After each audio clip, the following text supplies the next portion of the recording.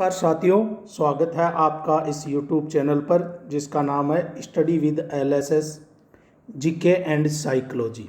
साथियों, आगे की श्रृंखला में अपन मूल अधिकार पढ़ रहे थे। तो कल के पीछे के वीडियो में अपन ने मूल अधिकार भाग 1 पढ़ा था। आज अपन चर्चा कर रहे हैं मूल अधिकार भाग 2 की, क्योंकि मैंने कहा था कि मूल अधिकार थोड़े विस्तृत है तो अलग अलग वीडियो इसके बनेंगे। तो आज अपन जो बात कर रहे हैं मूल अधिकार भाग 2।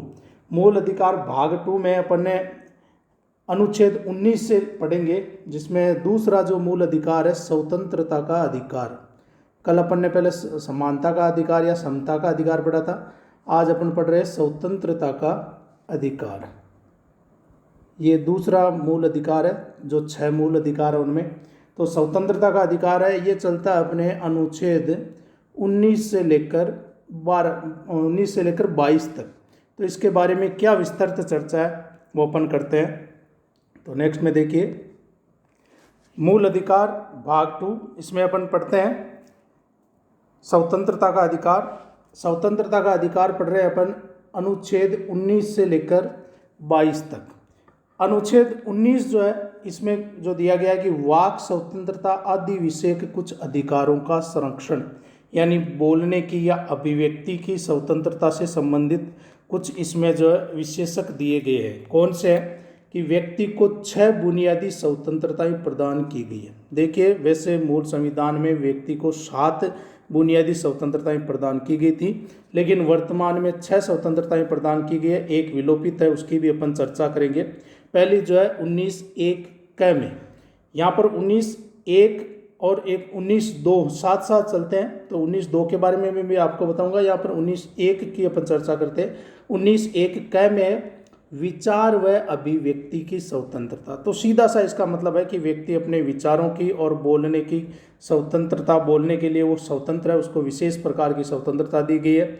यहाँ पर एक प्रसिद्ध मुद्दा है भारत संघ बनाम नवीन जिंदल का 2008 का। इसका ये फैसला था कि राष्ट्रीय ध्वज को अपने घर या कार्यालय परिसर में भी फहराया जा सकता है। तो ये भी अभिव्यक्ति की स्वतंत्रता में आता है। यानी इससे पहले 2008 से पहले जो राष्ट्रीय ध्वज था वो किसी विशेष घर या कार्यालय परिसर में नहीं फहराया जा सकता था। लेकिन जब ये वाद चला और न्यायालय के द्वारा ये डिसीजन दिया गया कि राष्ट्रीय ध्वज फहराना है, वो भी एक अभिव्यक्ति की स्वतंत्रता के अंतर्गत आता है। इसके अलावा एक आपको ताज्जुब होगा कि चुप रहने का या नहीं बोलने का अधिकार भी अभिव्यक्ति की स्वतंत्रता में ही आता है। अगर कोई व्यक्ति कहता है कि मैं बिल्कुल इस मैटर में, इस मामले में चुप रहना चाहता हूं, तो ये भी उसकी अभिव्यक्ति की स्वतंत्रता के अंतर्गत आएगा। दूसरा है 19(1) ख, इसमें अस्त्र शस्त्र रहित शांतिपूर्ण सम्मेलन की स्वतंत्रता। यानी कोई भी व्यक्ति किसी प्रकार से समागम, मीटिंग, सम्मेलन का आयोजन कर सकता है, सभा का आयोजन कर सकता है, लेकिन शर्त यह रहेगी कि अस्त्र शस्त्र रहित वो होना चाहिए। फिर है 19(1) ग, इसमें संघ व समुदाय निर्माण की स्वतंत्रता। संघ व समुदाय निर्माण की स्वतंत्रता है कि व्यक्ति है कोई भी संस्था बना सकता है, कोई भी समुदाय बना सकता है, कोई भी संगठन बना सकता है। इससे संबंधित एक है संविधान संशोधन 97वां संविधान संशोधन 2011। इसमें सहकारी समिति बनाने का अधिकार भी शामिल किया गया। ध्यान रखिए, पहले सहकारी समिति बनाने का अधिकार शामिल नहीं था, लेकिन 97वें संविधान संशोधन 2011 के द्वारा संघ व समुदाय निर्माण की स्वतंत्रता में सहकारी समिति बनाने का अधिकार भी शामिल किया गया। विशेष बात है ये। उसके बाद में 19(1) घ, जिसमें सर्वत्र आने जाने व निवास की स्वतंत्रता, यानी व्यक्ति को निर्बाध रूप से भारत के किसी भी क्षेत्र में भ्रमण की स्वतंत्रता है। दूसरा है नेक्स्ट 19(1) ड, इसमें निवास की स्वतंत्रता, यानी व्यक्ति भारत के किसी भी क्षेत्र में है वो बस जाने की उसको स्वतंत्रता है। वहाँ कई जो अपवाद वगैरह थे वो अपन अलग से चर्चा करते हैं उसमें। बाकी व्यक्ति भारत के किसी भी क्षेत्र में, किसी भी कोने में वो निवास कर सकता है, उसके लिए उसको स्वतंत्रता दी गई है। यहाँ पर मैं 19(1) च की बात करूँ तो यह है संपत्ति का अधिकार। मैंने आपको शुरू में ही बताया था कि मूल संविधान में तो 7 प्रकार की स्वतंत्रताएं दी गई थी, लेकिन वर्तमान में 6 प्रकार की स्वतंत्रताएं हैं। तो ये जो 7वीं स्वतंत्रता है ना, 19(1)(च) में जो संपत्ति का अधिकार था वो अब निरसित हो गई है, क्योंकि आपको पता हो तो संपत्ति का जो मूल अधिकार था वो वर्तमान में अनुच्छेद 300(क) के अंतर्गत एक कानूनी या विधिक अधिकार है, न कि वो मौलिक अधिकार है। तो उसी के अंतर्गत 19(1)(च) भी निरसित कर दिया गया था। तो वर्तमान में 6 ही स्वतंत्रताएं हैं। 19(1)(6) में है वृत्ति व व्यापार की स्वतंत्रता, यानी प्रत्येक व्यक्ति को अपना जीवन व्यापन करने के लिए व्यापार करने की स्वतंत्रता है। यह तो 19(1) की बात हुई। अब बात करते हैं जैसे 19(2) में 19(2) में ध्यान रखना, उचित निर्बंधन जो है उनका प्रबंध किया गया। उचित निर्बंधन से तात्पर्य है कि ये जो ऊपर जो 6 प्रकार की स्वतंत्रताएं दी गई है, इन स्वतंत्रताओं पर कब पाबंदी लगाई जा सकती है? यदि राष्ट्र हित में कोई नुकसान हो रहा हो, भारत की एकता अखंडता पर कोई नुकसान हो रहा हो, तो इन पर उचित निर्बंधन लगाए जा सकते हैं, यानी इनको रोका जा सकता है। यहाँ पर देखिए एक विशेष चर्चा है कि अनुच्छेद 19 में 450 शब्द होने के कारण इसका आकार अत्यधिक व्यापक है। तो कहा जा सकता है कि ये बहुत बड़ा अनुच्छेद है, इसमें करीबन 450 के लगभग शब्द है। ये अपने था अनुच्छेद 19। अब बात करते हैं अनुच्छेद 20 की। अनुच्छेद 20 है। अनुच्छेद 20 में देखिएगा, अनुच्छेद 20 जो है ये अपराधों के लिए दोष सिद्धि के विषय में संरक्षण है, यानी ये सामान्य व्यक्ति के लिए नहीं। अगर कोई व्यक्ति है वो अपराधी सिद्ध हो जाता है, उसको जो विशेष संरक्षण दिया गया उसके बारे में ये चर्चा करता है। इसमें पहला है 20(1), इसमें भूतलक्षी दंडिक विधियों से संरक्षण। यहाँ पर मैं आपको समझाना चाहूँगा, भूतलक्षी का मतलब होता है कि जब व्यक्ति किसी कानून का उल्लंघन कर रहा हो तो उस समय उस उल्लंघन की जो सज़ा हो वही उसको दी जा सकती है। अगर बाद में उस सज़ा का कोई अलग प्रावधान किया जाएगा तो वो उस व्यक्ति के लिए लागू नहीं होगी, यानी उस समय जो सज़ा का प्रावधान है वही सज़ा उसको दी जा सकती है। उसे कहा जाता है भूतलक्षी प्रभाव। इसका एक उदाहरण मैं देना चाहूँगा कि निर्भया केस हुआ था जिसमें पूरा देश है वो हिल गया था। तो उसमें रेपिस्ट को मृत्युदंड की सज़ा नहीं दी जा सकी थी, जबकि लोगों ने बहुत मोर्चे निकाले थे, लेकिन वो इसीलिए नहीं दी जा सकी क्योंकि वो भूतलक्षी प्रभाव से लागू नहीं किया गया था। यानी अब बाद में तो जब अगर कोई इस प्रकार से रेपिस्ट हुए तो उनको मृत्युदंड दिया जा सकता है, लेकिन उस व्यक्ति का भी जो अपराधी था वो इसके अधीन आ रहा था कि भाई जब उसने वो अपराध किया तो उस समय इस प्रकार की मृत्युदंड की सज़ा नहीं थी, इसलिए उसको नहीं दी जा सकी। तो ये भूतलक्षी दंडिक विधियों से संरक्षण के अंतर्गत आता है। दूसरा है अनुच्छेद 20(2), इसका तात्पर्य दोहरे दंड से संरक्षण। कहने का मतलब यह है कि एक व्यक्ति को एक सजा के एक गुनाह के लिए एक ही समय एक ही प्रकार की सजा दी जा सकती है, उसको बार बार उसी गुनाह के लिए बार बार सजा नहीं दी जा सकती, यानी एक गुनाह के लिए उसको एक ही सजा दी जाएगी।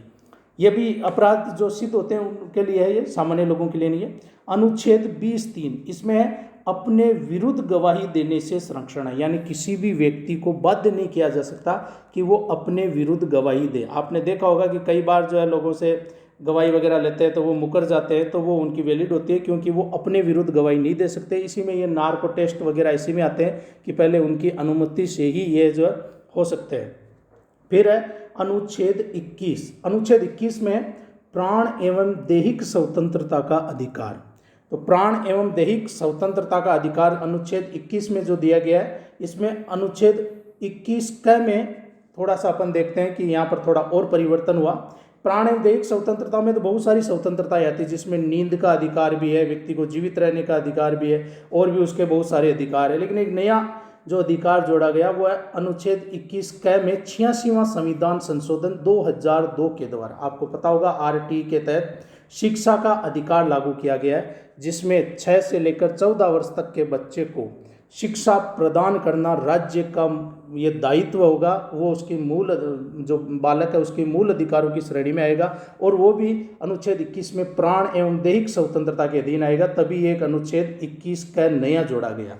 उसके बाद में अनुच्छेद 22। अनुच्छेद 22 में बंदीकरण में संरक्षण, यानी अगर किसी व्यक्ति को बंदी बना लिया गया है तो बंदी बनाने के समय उसके कौन कौन से मूल अधिकार होते हैं।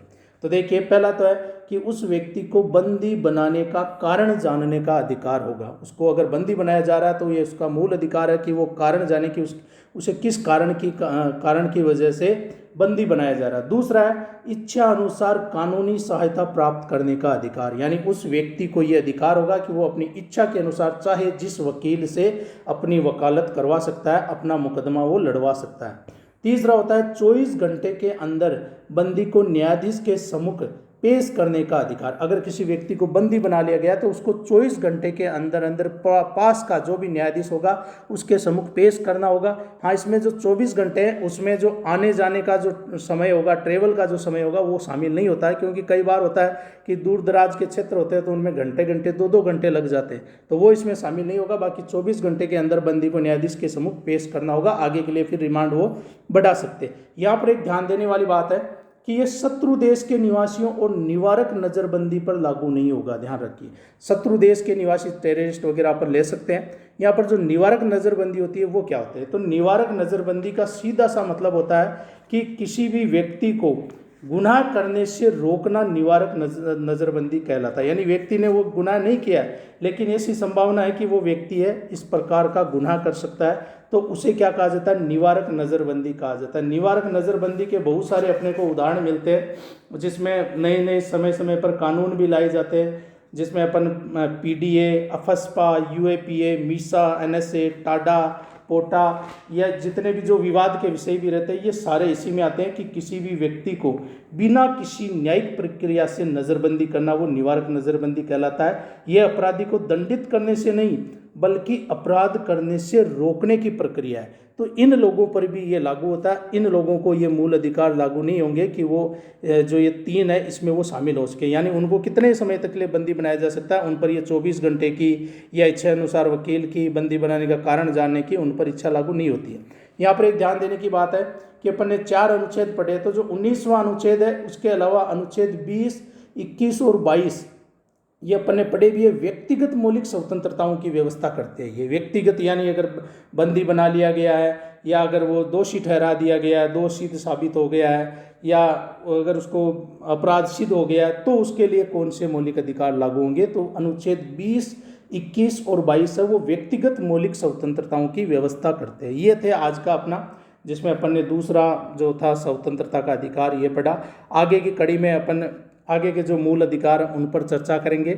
अगर आज का वीडियो आपको अच्छा लगे तो लाइक, शेयर, सब्सक्राइब ज़रूर करें, ताकि मैं मोटिवेशन होकर आपके लिए और नई नई वीडियो उपलब्ध करवा सकूं। नेक्स्ट पार्ट में अपन बाकी के मौलिक अधिकारों के बारे में चर्चा करेंगे। धन्यवाद।